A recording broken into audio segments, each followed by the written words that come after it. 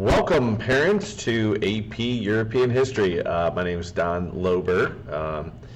I have my contact information listed here. Students will be receiving a syllabus first day of school, so all of this contact information will be on there as well. And it will also be included on my Canvas page.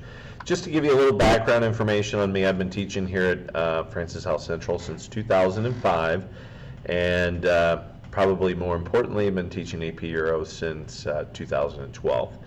And you can see I'm a parent of two. I got two kiddos, Henry and Audrey, and I live in the community, and my kids attend the schools here locally. So just to give you a quick course description, we'll be starting around the year 1450. Well, that's the time period that the AP Central, which I'll get into a little bit more, holds the students responsible all the way up into the present day. However, I start with an introductory unit to kind of bridge some of the necessary background information they may not have, so we actually begin in the late Middle Ages. But anyway, the way this course is set up, there are two essential components. Students will have to develop some historical thinking skills and reasoning processes, which I'll go to in just a moment. And then, of course, they'll be expected to learn the historical content. And the way it'll be divided up is over 10 chapters, but I'll be going through that. These historical thinking skills are included in the syllabus, and I'll make sure to go through them with the students. But these are the types of things that the AP Central thinks is important, the types of thinking skills that students need to develop, and I'll go through them very quickly. Most importantly, students have to be able to identify and explain historical developments. They'll have to analyze documents, whether they're primary or secondary sources, and then they'll also have to learn how to be able to use those documents as evidence when asked to make a claim or write an essay or something like that. Another thinking skill is something called contextualization, and that's just putting things in context, understanding that events don't necessarily happen in isolation, that there are events that preceded it, that might have impacted it or shaped why a certain event might have taken place. For example, the French Revolution. It might be important for context to look back to the American Revolution and see how the events that took place in the American Revolution helped shape the French Revolution. So that's what we mean when we talk about contextualization. Students will have to be able to make connections, and that really has to do with the reasoning skills, which I'll go into in the next slide, but it deals with comparison, causation, continuity, and change. So I'll go into those in just a moment. And then argumentation, be able to develop an argument, and that's really what the toughest thing that the students will develop that skill because that will be the essay writing. So we'll talk about that in just a moment as well. So there are really three reasoning skills, and the first one's called comparison. This is not going to be anything new that for the students. They're going to be asked to compare and contrast, and so we want to be able to see the similarities and differences between events, rulers, types of government, etc. And then the next one is causation, and really all we're asking students to be able to do is to see how see the causes and the effects of certain events or people. What led to the rise of a certain leader? What were the effects of his or her reign? And the same can be said for events. This third one might be new. It's called continuity and change over time.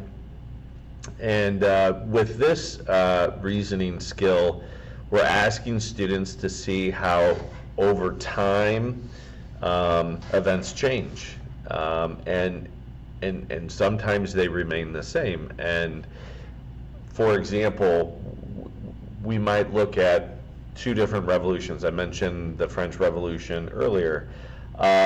We might look at that and then take a look at the Russian Revolution and see how things changed over time. Or we might take two particular time periods in one country's history and just look at how things changed or remained the same over time. So that will be something that we'll focus on. Now I want to talk about content really quickly. The course is divided into 4 periods.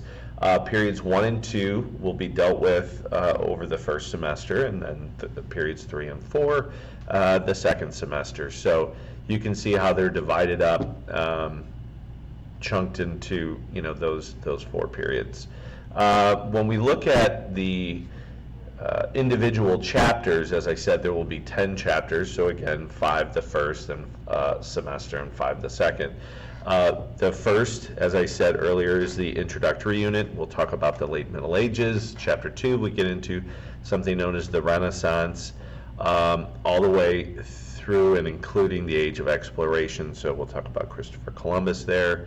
We'll talk about the Protestant Reformation. There's a typo, don't pay any attention to that.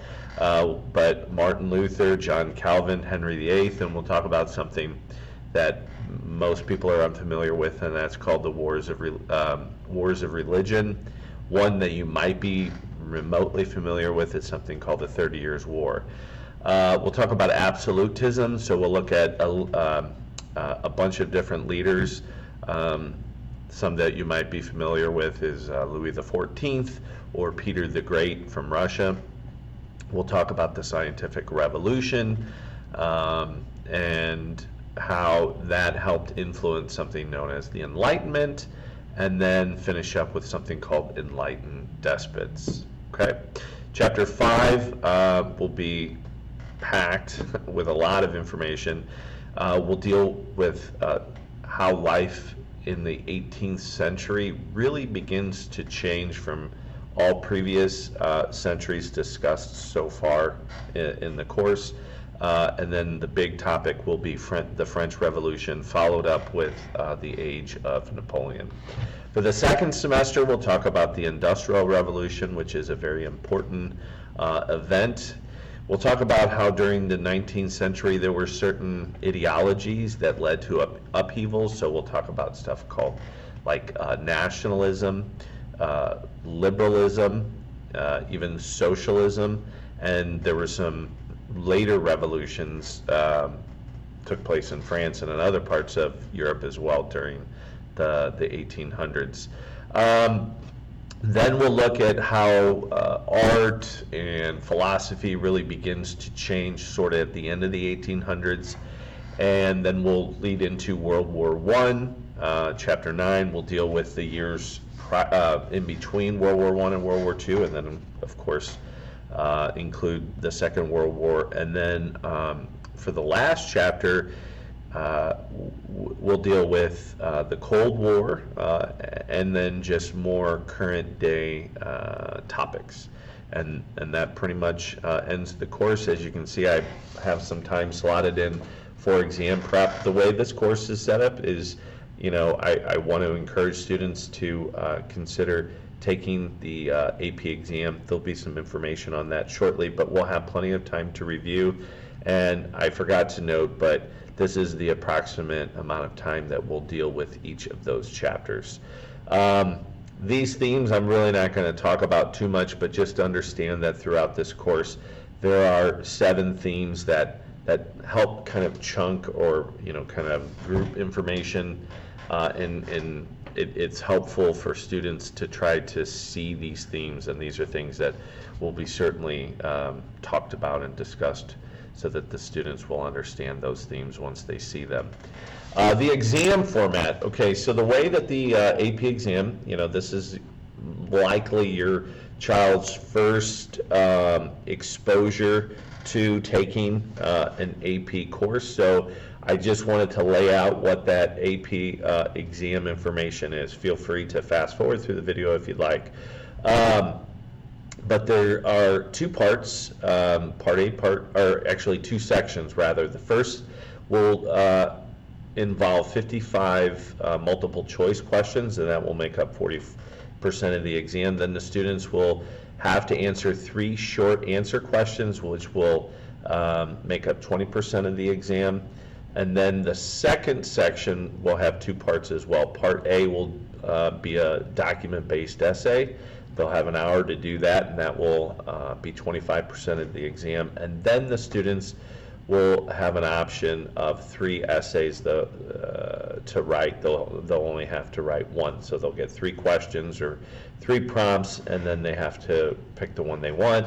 They'll get 40 minutes to do that, and that will make up 15% of the exam. So the way that the exams are scored, they're not graded on a curve. So your student, your child rather, will get a score no matter how many students receive that score. So it's called norm testing or norm scoring. It's out of 5, so they really want to try to earn a 3 or better, because with a 3 or better, they can earn college credit.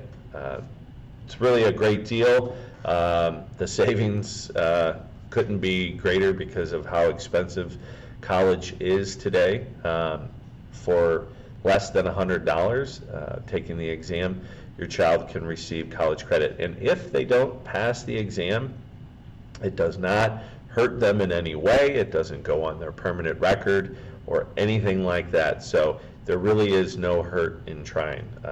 We ask that you be mindful of the dates. November 13th is the date, the deadline for signing up or registering for the exam. And then, of course, the exam itself will be on May 7th of 2021. And the total length is 3 hours and 15 minutes. So it's kind of a doozy. So some of my classroom procedures I want to discuss really quickly with you. So in lieu of a textbook, students will receive text packets. A lot of those I've kind of compiled over the many years, so I feel like that they're more detailed and specific to helping your child be more successful in this course. Students will develop their writing skills, and so we'll spend lots of time learning how to write those types of things that they'll see on the AP exam, and then they'll spend some time developing their oral presentation skills with a few projects here and there. 70% of their grades will come from quizzes and tests, and 30% will be everything else, including homework. My policy on late assignments is they can turn it in late while we're studying a particular chapter, but they will only receive half credit. Let's see, as far as extra credit goes, I do once a quarter I host an after-school movie, and if students can't make it, they can certainly watch it on their own and type and submit a reflection. Supplies are pretty basic. Because of the COVID-19, I'm asking students to, I usually supply red pens when we do some grading in class, so I'd like them to have their own, as well as their own whiteboard markers, maybe 1 or 2, the thin, not the thicker type, but it's not a big deal if they don't, and they certainly don't need these the first day of school. As far as a dictionary is concerned, they're going to encounter a lot of vocab terms and just a lot of terms that they're going to be unfamiliar with, and for them to become a better reader, they have to build their vocab, and so it's very important for them to have a dictionary and to get in the habit of looking those terms up. And the reason why I don't ask them to use Google is because they oftentimes get distracted by social media when using their phone. So I really do think just a little handheld dictionary is a good tool for them to have. Final thoughts. This is a challenging course, AP European History. As a parent, expect that your child is going to go through some growing pains, and all that means is they're going to be stretched because they're going to be higher expectations than they've had before. So it's normal. despite the challenging nature of the course, I feel like I do a good job easing them into it and helping them build their background knowledge and really coach them up on how on the writing portion or the skills portion of the course. It's definitely not a sink or swim type scenario, so they'll receive a lot of supports and practice opportunities. One caution though, as a parent, I would encourage you to resist the urge to rush in and rescue your child. Encourage them to develop some really good study habits for the tests and quizzes, because there are no retakes, and so that's something that's going to only benefit them as they move forward with their academic career. And then encourage them to self-advocate, and what that means is just see your teacher when they need help. Don't be afraid to approach me or reach out in any way that they feel comfortable doing, but because that's really a sign of them taking ownership of it, and that's something that they need to do. So that's all I have for you. I appreciate you watching, taking the time to watch this, and please don't hesitate to contact me should you have any questions. Thank you.